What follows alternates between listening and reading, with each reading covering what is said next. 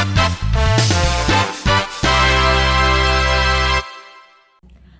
teman-teman, perkenalkan nama saya Citra Ayuni Pramesti. Jadi di sini kita akan belajar bareng-bareng tentang kekeringan dan krisis air, ancaman bagi kesehatan dan kesehatan pangan. Silahkan disimak ya. Nah, yang pertama perubahan iklim dan krisis air.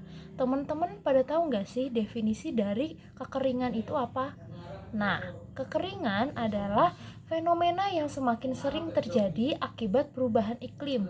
Nah, tentunya perubahan iklim ini dapat mengancam akses terhadap air bersih yang merupakan kebutuhan dasar bagi kehidupan. Yang kedua yaitu keterkaitan kekeringan dengan kesehatan dan ketahanan pangan. Dampak kekeringan tidak hanya mempengaruhi sumber daya air, tetapi juga berdampak pada kesehatan manusia dan ketahanan pangan. Kekeringan terjadi ketika curah hujan lebih rendah dari biasanya dalam waktu yang cukup lama, yang mengakibatkan kekurangan air. Nah, jenis-jenis kekeringan dibagi menjadi 3. Yang pertama, ada kekeringan meteorologi atau kekurangan curah hujan. Yang kedua, ada kekeringan hidrologis, yaitu berkurangnya aliran sungai dan cadangan air tanah. Yang ketiga, ada kekeringan agrikultural, terjadinya penurunan hasil pertanian akibat kekurangan air. Nah, selanjutnya kita akan belajar tentang dampak dari kekeringan. Di sana terlihat gambar yang pertama adalah gambar krisis air bersih. Nah, kekeringan dapat mengurangi pasokan air bersih untuk konsumsi manusia.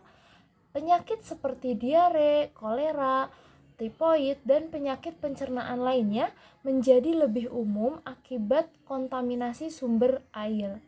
Nah, gambar yang kedua yaitu orang yang terlihat lemas atau dehidrasi. Dehidrasi sendiri, kekurangan air menyebabkan resiko penyakit infeksi dan memperburuk kondisi tubuh secara keseluruhan. Selanjutnya, gambar yang ketiga adalah gambar krisis pangan.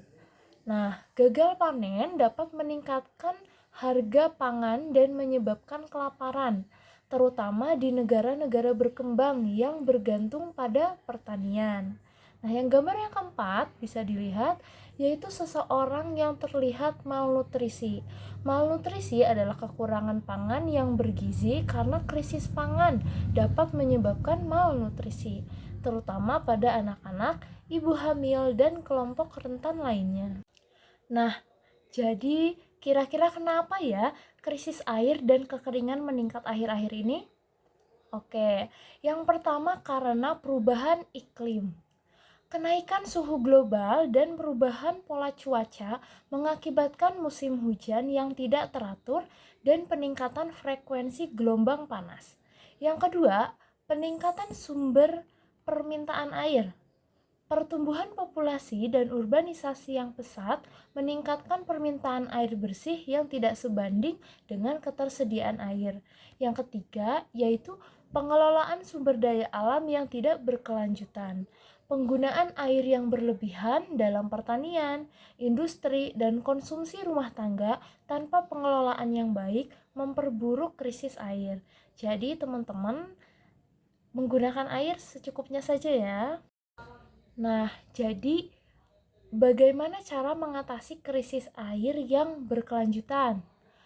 Solusi pengelolaan air yang berkelanjutan yang pertama dapat dilakukan reboisasi dan penghijauan. Penanaman pohon dan penghijauan dapat membantu menjaga cadangan air tanah dan mengurangi dampak kekeringan. Yang kedua, pengelolaan air hujan. Menangkap dan menyimpan air hujan untuk kebutuhan sehari-hari dan irigasi. Yang ketiga, dengan sistem irigasi efisien, yaitu menggunakan teknologi irigasi yang lebih hemat air. Contohnya seperti irigasi tetes.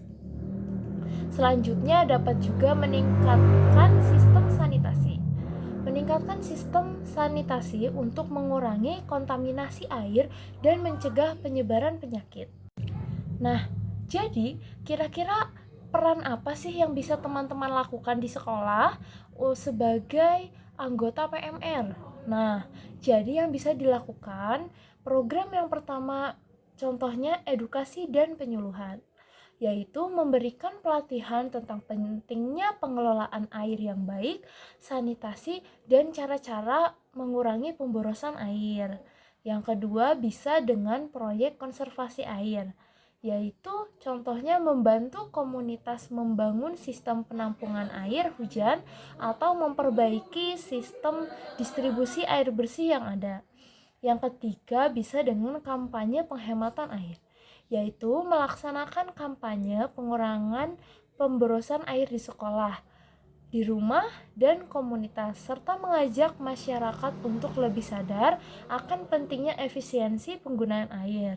Yang terakhir, bisa dengan pertanian berkelanjutan, yaitu dengan mempromosikan pertanian yang lebih ramah lingkungan dan mengurangi ketergantungan pada penggunaan air yang berlebihan. Jadi teman-teman, kesimpulan pada hari ini yaitu krisis air dan kekeringan adalah suatu masalah besar yang sangat terkait dengan perubahan iklim dan memiliki dampak serius pada kesehatan dan ketahanan pangan. Pendidikan dan tindakan kolektif sangat penting untuk mengatasi tantangan ini. PMR dapat berperan aktif dalam mengedukasi remaja dan masyarakat serta menjalankan program yang mengurangi dampak kekeringan dan krisis air melalui kolaborasi dan inovasi. Sekian dari saya. Terima kasih. Dadah.